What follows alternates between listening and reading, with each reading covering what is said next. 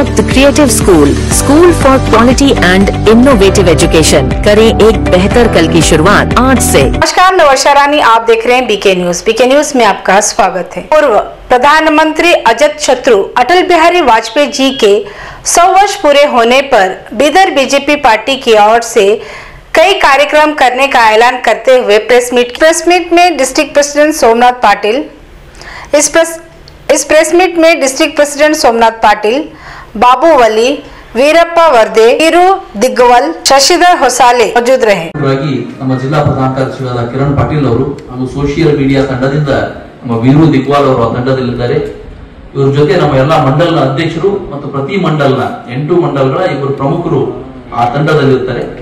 ಬರುವಂತ 1.5 ತಿಂಗಳು ಮಾರ್ಚ್ 14ರವರೆಗೆ ವಿವಿಧ ಕಾರ್ಯಕ್ರಮಗಳನ್ನು ಮಾಡುತ್ತಾ ನಾವು ಅಟಲ್ಜಿ ಅವರ ಒಂದು ಜನ್ಮ ದಿನಾಚರಣೆಯನ್ನು ಬಹಳ ಅದ್ದೂರಿಯಾಗಿ ಅವರ ಜನ್ಮ ಶತಮಾನೋತ್ಸವವನ್ನು ಆಚರಣೆ ಮಾಡಬೇಕು ಅಂತ ನಿರ್ಣಯ ಮಾಡಿದ್ದೀವಿ। ಸನ್ಮಾನ್ಯ ಅಟಲ್ ಬಿಹಾರಿ ವಾಜಪೇಯಿ ಅವರು ಕೇವಲ ಒಬ್ಬ ವ್ಯಕ್ತಿ ಆಗಿರಲಿಲ್ಲ, ಅವರು ಒಂದು ಶಕ್ತಿಯಾಗಿದ್ದರು।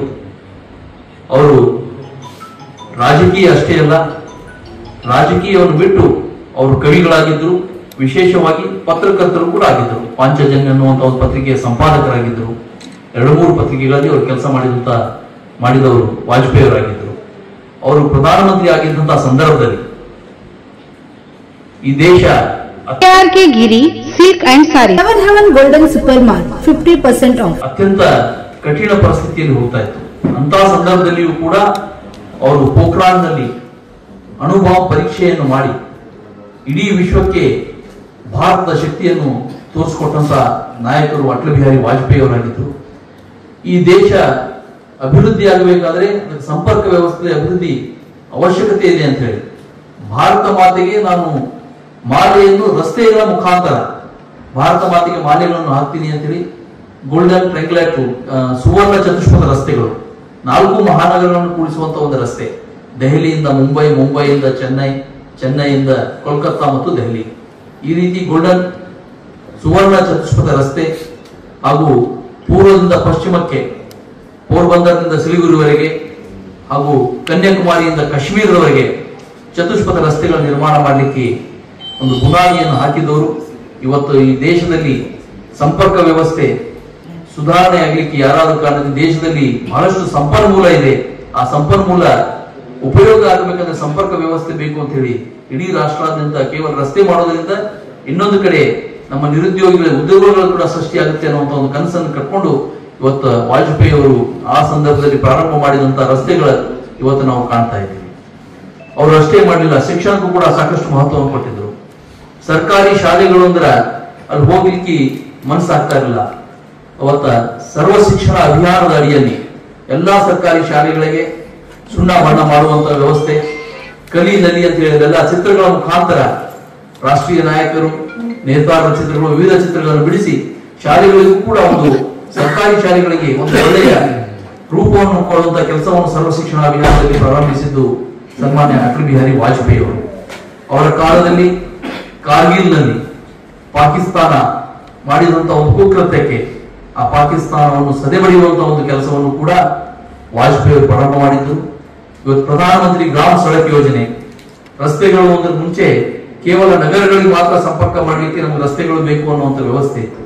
ಅದರ ಭಾರತ ದೇಶದ ಗ್ರಾಮೀಣಾಭಿವೃದ್ಧಿಯೂ ಕೂಡ ಅಷ್ಟೇ ಅವಶ್ಯಕತೆ ಇದೆ। ಗ್ರಾಮ ರಾಜ್ಯ ಆಗುತ್ತೆ ಅಂತ ಹೇಳಿ ಇವತ್ತು ಗ್ರಾಮೀಣಾಭಿವೃದ್ಧಿ ಗ್ರಾಮೀಣ ರಸ್ತೆಗಳನ್ನು ಕೂಡ ಪ್ರಧಾನಮಂತ್ರಿ ಗ್ರಾಮ ಸಡಕ್ ಯೋಜನೆ ಮುಖಾಂತರ ಇವತ್ತು ಇಡೀ ರಾಷ್ಟ್ರಾದ್ಯಂತ ಎಲ್ಲಾ ಕಡೆ ಗ್ರಾಮೀಣ ರಸ್ತೆಗಳನ್ನು ನಾವು ಕಾಣ್ತಾ ಇದ್ದೀವಿ।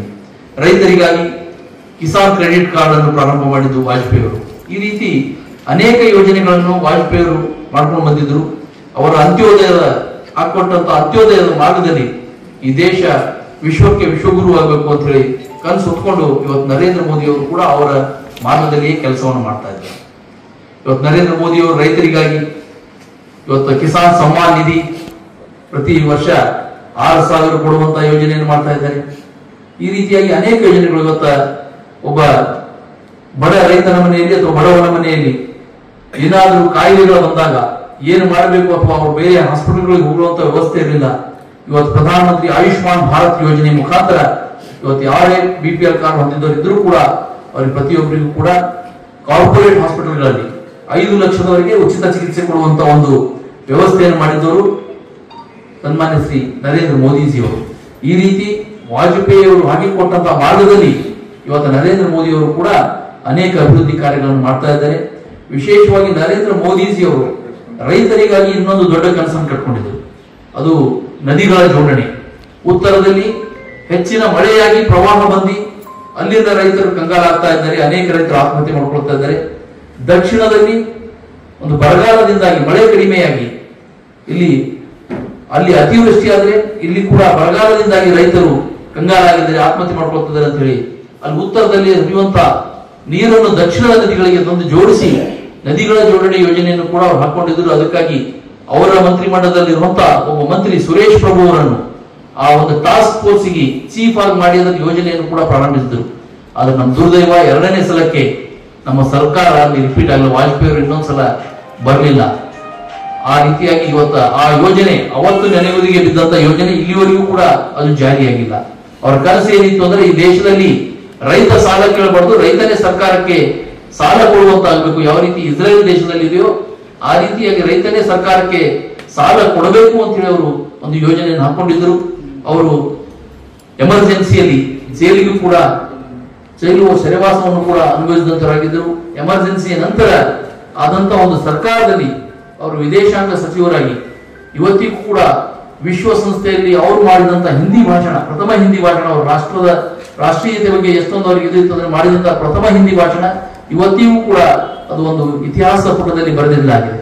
ಆ ರೀತಿಯಾದಂತಹ ವ್ಯಕ್ತಿತ್ವವನ್ನು ಹೊಂದಿರುವಂತಹ ವಾಜಪೇಯಿ ಅವರ ಬಗ್ಗೆ ಮುಂಬರುವಂತಹ ಒಂದು ದಿನದಲ್ಲಿ ನಮ್ಮ ಜಿಲ್ಲೆಯಲ್ಲಿರುವಂತಹ 1528 ಬೂತ್ಗಳಲ್ಲಿ ಒಂದಿಲ್ಲ ಒಂದು ಕಾರ್ಯಕ್ರಮಗಳನ್ನು ಅವ್ರ ಪೂಜೆಗೆ ಮಾಲಾರ್ಪಣೆ ಮಾಡೋದಿರ್ಬೋದು, ಅವರ ಬಗ್ಗೆ ಅಲ್ಲಿರುವಂತಹ ಕಾರ್ಯಕರ್ತರು ತಿಳಿಸೋದಿರ್ಬೋದು.